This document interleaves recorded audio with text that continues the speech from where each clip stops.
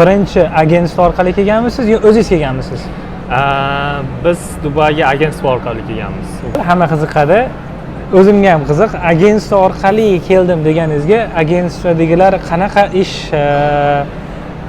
taklif qilgan va summasi qanaqa bo'lgan, uning ichidagi afzalliklari qanaqa bo'lgan va U hoteldan chiqishga harakat qildim, keyin boshqa ishga topishga harakat qildim.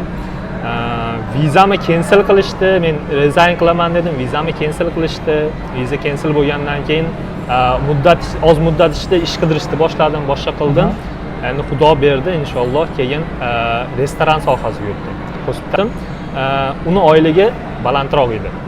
agentstvolar sizga aytganmidi yoki aytmaganmidi? Aytmagan. Indashmagan. Indamagan.